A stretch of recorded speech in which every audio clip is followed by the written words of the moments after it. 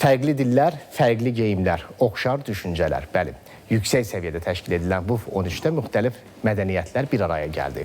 Əməkdaşımız Ülkər Əliyeva müxtəlif ölkələrin nümayəndələri ilə həm söhbət olub, baxaq görək nələr düşünürlər.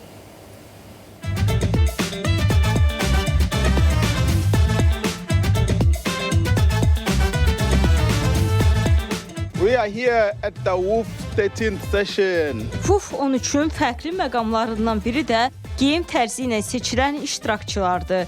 Onlar insanların diqqətini özlərinə cəlb etməyi yaxşı bacarır.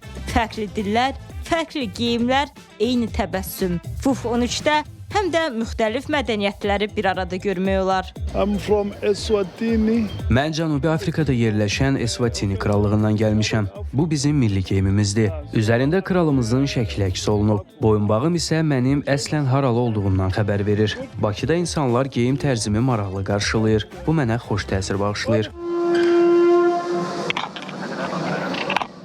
WOOF 13 həm də etnik motivlərlə müasirliyin bir araya gəldiyi məkandır. I'm a Mexican warrior.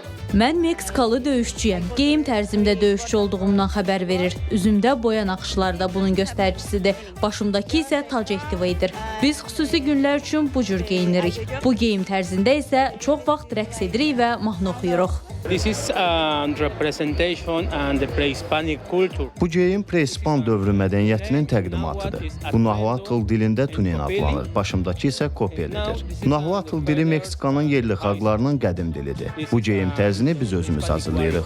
Bu geyim döyüşçülərə məxsusdur. Döyüşçülər bir-birini balıq qulağı vasitəsilə səsləyir.